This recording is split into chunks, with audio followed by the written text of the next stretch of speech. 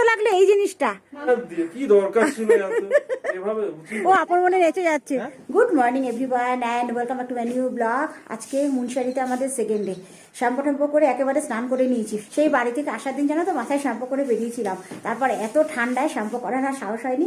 আজকে খুব সকাল সকাল উঠে একেবারে শ্যাম্পু ট্যাম্পু করে তৈরি হয়ে নিয়েছি। আজকে এখান থেকে যাব কৌশানি, একেবারে ব্রেকফাস্ট করব, তারপর বেরিয়ে যাব। রাস্তায় যেতে যেতে যতগুলো সাইট সিন আমাদের পড়বে সেগুলো দেখতে দেখতে আমরা যাব। আমি অলরেডি রেডি হয়ে গেছি, ডোডো হয়ে গেছে, গপু শুধু বাকি। গপু এখন লাগেজ গোছাচ্ছে, নিয়ে যাওয়ার লাগেজ, সে কারণে গপু এখন আছে লাগেজের দায়িত্বে, মিমু আছে টয়লেটে। চলো চলে আসো আসো। আর এখন করবো ব্রেকফাস্ট। 8:30টার মতো বাসে যাচ্ছে। এখানে বসে পড়ো, এখানে বসো। মাম্মা এলো না তো, রাত্রে এসে ডিনার করে ঘুমোচ্ছি, আবার সকালবেলা রেডি হয়ে বেরিয়ে পড়ছি। আমাদের লাইফটা এখন এইভাবেই সেট হয়ে গেছে 12 দিনের জন্য। আজকে আছে আলু পরোটা আর সঙ্গে আছে আচার। চা দিল না তো, চা চা সঙ্গে আছে চা। আমাদের ব্রেকফাস্ট হয়ে গেছে, চা দিয়ে গেছে। শুধু চা খেতে পারি না জানো তো, আবার ঘর থেকে একটা রাস্টিক বিস্কুট নিয়ে আসতে হলো, এটা দিয়ে এখন চা খাবো। এই যে সুন্দর প্রিয়। চলো আমাদের ব্রেকফাস্ট হয়ে গেছে, যতটুকু লাগেজ গোছানোর আছে গুছিয়ে গাড়িতে উঠে পড়বো। চলো সবাই রেডি, মুন্সিয়ারির হোটেল আমরা ছেড়ে দিচ্ছি, এই জাস্ট রেডি। চলো আমাদের লাগেজ লোড হচ্ছে। আর আজকে বাইরের সিনিক বিউটি দেখো, একদম ঝকঝকে আকাশ। আজকে আমাদের জায়গা চেঞ্জ, মাঝখানে কে আমি ডোডো মিমো, আর পেছনে শালি জামাই বাবু, আর আমাদের প্রসঞ্জিৎ একেবারে সামনে। সব ঠিক আছে? দেখো ডিসেম্বর জানুয়ারিতে এই সমস্ত রাস্তাঘাটগুলো পুরো বরফে ভরে থাকে।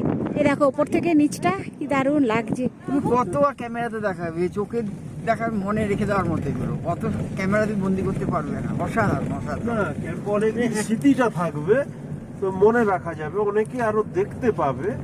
আমার চোখ দিয়ে তো অন্য কাউকে দেখাতে পারবো না। সেটাই, আমি আমার তাই না? চোখে, হ্যাঁ হ্যাঁ আমি চোখ চেষ্টা দিয়ে- করতে পারি, ওইটাই। কিন্তু পুরোটা তো আর পারবো না। তুমি তোমার চলার পথে প্রতিটা মুহূর্তে তোমার এক একটা এবার আমার সিনিক ভিউ স্মৃতিগুলো মনে কত থাকবে। ক্যাপচার করবে। আমি আবার সেই লম্বা লাইন দাদা, কালকের জায়গাতেই। কালকে যাওয়ার সময় আমরা তো এই রাস্তা দিয়ে গেছি, তখন রাস্তায় কাজ হচ্ছিল, পিচ হচ্ছিল আমাদের, সেই কারণে আধ ঘন্টা থেকে 45 মিনিট গাড়িতে কালকে আমাদের বসতে হয়েছে। তারপরে আমরা গেছি, আজকে সেই একই আজকেও জায়গায়। ঠিক একই জায়গায় আমরা বসে আছি। দাদা এতগুলো আখরোট এনে দিল, দেখো কাঁচা, এটা পাকলে পরে তারপরে খাওয়ার মতো হয়। এ দেখো আমরা এখন পুরো এই আখরোট গাছের তলায় আছি। হ্যাঁ এ দেখো, হ্যাঁ ছোট ছোট আখরোট হয়ে আছে গাছের মধ্যে। আর সামনে দেখো লম্বা গাড়ির লাইন, এই যে। আর এই দেখো গাড়িতে বসে জানো তো আমাদের আর সময় কাটছে না। গাড়ি মোটামুটি ছাড়তে এখনও আধ ঘন্টা থেকে 45 মিনিট বাকি। সেই কারণে সবাই মিলে বেরিয়ে পড়েছি একটু আশেপাশের পরিদর্শনে। এই যে আমাদের গাড়ি আগে চলে গেল, সামনে পার্কিংয়ে থাকবে। এই যে সিঁড়ি দিয়ে নামলেই সোজা মার্কেটের মধ্যে দিয়ে আমরা যাবো মন্দিরে। চলো আমরা এখন আছি বাগেশ্বরে। এখানেই আছে আমাদের বাগেশ্বর বাবা, মনে হয় শিবের একটা অংশ, মনে হয় শিবের এক নাম বাগেশ্বর। এই জায়গাটার নাম পুরো বাগেশ্বর। এখন এখান থেকে হেঁটে মন্দিরে যাচ্ছি। এখন 3টের মতো বাসে যাচ্ছে। আমাদের 3.5 থেকে 4 ঘন্টা ট্রাভেল করার পর এই বাগেশ্বরে এসে পৌঁছালাম আমরা। আজকে গাড়িতে অনেকটা টাইম থাকতে হয়েছে। আমার বাগেশ আমার ভালো লাগছে। বাগেশ্বর ধাম সামনে আগে, হ্যাঁ বাহেনজি, আচ্ছা। এ দেখো একদম সিঁড়ি দিয়ে নামলাম, সামনেই সরজু নদী। এই হচ্ছে সরজু নদী, আর এর পাড়েই হচ্ছে মন্দিরটা।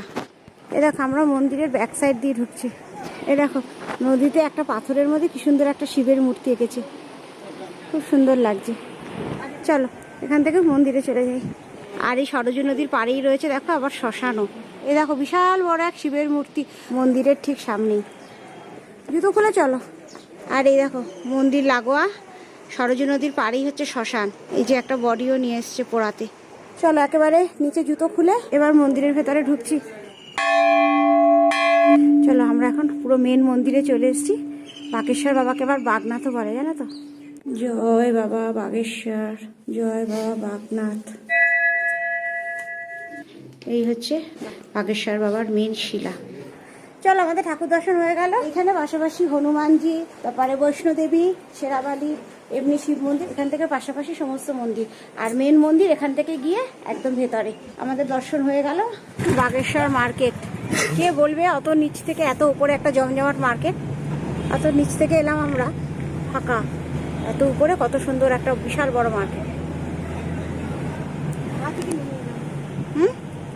কোথা থেকে উঠেছি। বাজে এখন 4:10। এই জাস্ট আমাদের গাড়ি সাইড করা হলো, একটা রেস্টুরেন্টে ঢুকবো। রাস্তার উপরে একটা হোটেল আর কি, ওখানেই আমরা লাঞ্চ করে নেব। কারণ সারা রাস্তায় সেভাবে আর হোটেল ছিল না, হোটেল পাইনি। এখন এখান থেকে লাঞ্চ করে নেবো। কি আছে, চলো এখন লাঞ্চটা করে নিই। কোথায় বসেছি বাবা? এখানে 6 জন আমাদের। আজকে এত বেলা হয়ে গেছে, হোটেলের খাবার শেষ হয়ে গেছে জানো তো। ডোডোমিমো খাবে চাউমিন, আর আমাদের ভাত উত্তরাখণ্ডের স্পেশাল ডিশ কারি চাওয়াল, আর সঙ্গে আছে অমলেট। চলো আমাদের লাঞ্চ হয়ে গেল, খুব ভালো খেলাম। আসলে এত খিদের টাইম তো, সেই জন্যই বোধ হয় না। উত্তরাখণ্ডের আজকে একটা ফেমাস ডিশ আমরা খেলাম, কারি চাওয়াল। লাঞ্চ করে মিনিট 5 আমরা ট্রাভেল করিনি একদম। আর একটা আমাদের সাইট সিন এখানে আছে, বৈদ্যনাথ ধাম, শিবের একটা মন্দির। এটা দর্শন করার জন্যই এসেছি। আমাদের গাড়ি এখানে পার্কিংয়ে রয়েছে, আর আসবে না গাড়ি। এবার জায়গাটা কি ভালো লাগছে না, দারুণ লাগছে জায়গাটা। হাঁটু দুটো বিষের মতো ব্যথা হয়ে আছে, কারোর হয়নি, শুধুমাত্র গোপুর আর আমাদের টিমে আর কারোর হয়নি। পাতাল ভুবনেশ্বর একদম সেই গুহার মধ্যে দিয়ে ঠাকুর দর্শন করেছি। তারপর থেকে সেই রাতটা বুঝিনি, পরের দিন থেকে ব্যথা। বৈষ্ণোদেবী গেছিলাম, তখনও সে হাঁটুতে ব্যথা, আর এইবার পাতাল ভুবনেশ্বরে নেমে সেই একই রকম ব্যথা। কারোর হয়নি, অবাক কাণ্ড আমার আর গোপুর। মানুষ যে কেদারনাথ এবং বদ্রীনাথে যায়, তার আদলে এই মন্দির তৈরি করা। এখন নিজে থেকে এখানে উৎপত্তি হয়েছে। এটা হচ্ছে বৈদ্যনাথ ধাম, লেখা আছে বৈদ্যনাথ। বৈদ্যনাথ ধাম। চলো, এই হচ্ছে বাবা বৈদ্যনাথ ধাম মন্দির। মন্দিরের ভেতরে ঠাকুর। আমাদের ঠাকুর দর্শন হয়ে গেল, ভেতরে ঠাকুর। বাইরেটা ভিডিও করতে পারবো, কিন্তু ঠাকুরের মূর্তি আমি ভিডিও করতে পারবো না, সে কারণে ঠাকুর দেখাতে পারলাম না। এই মন্দিরের ভেতরে ঠাকুর আমি দর্শন করলাম, কিন্তু ভিডিও যেহেতু বারণ আছে, সে কারণে ভিডিও করলাম না।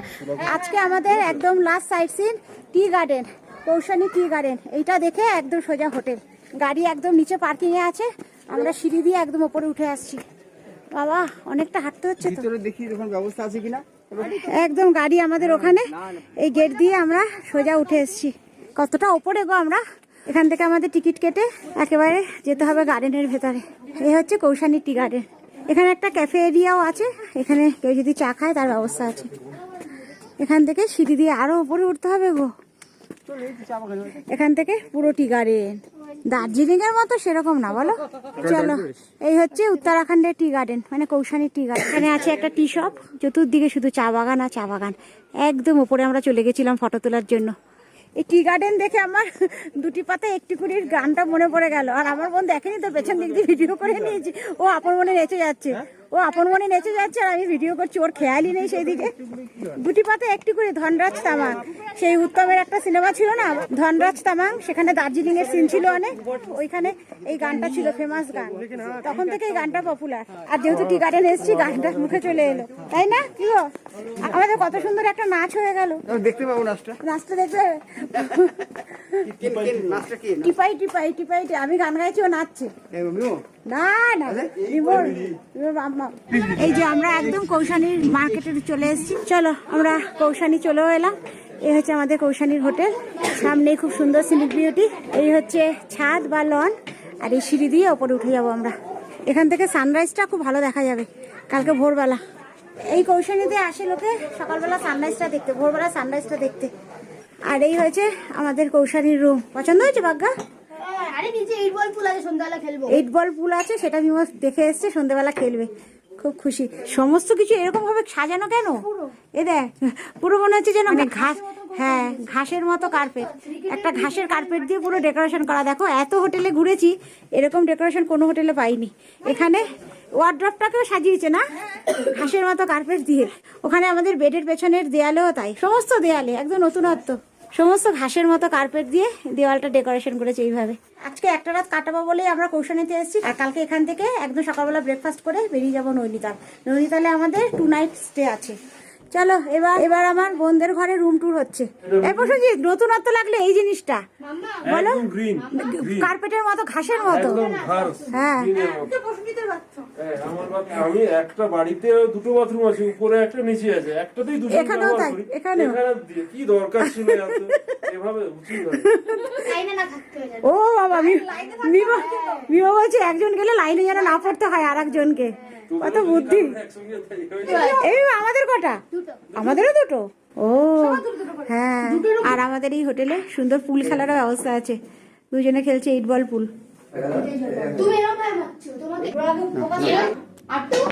হয়েছে আর এখন সময় হয়েছে আমাদের ডিনার করার। গোপু অলরেডি নিচে নেমে গেছে, ওখানে ডিনার যাচ্ছে রুমে। আর ওই ভেতরে হচ্ছে আমাদের ডাইনিং রুম। আর দূরে পাহাড়ে দেখো, পুরো মনে হচ্ছে যেন জোনাকি জ্বলছে বাড়ির লাইটগুলো, সামনেই পাহাড়। চলো, চলে এসেছে আমাদের আজকে রুম সার্ভিস। আর এই আমাদের ডিনার চলে এসেছে, রুটি ভাত সব আছে আজকে ডিনারে আমাদের। হারা হারা শম্ভু শম্ভু শিব মহাদেবা শম্ভু। জুতো খুলে চলো।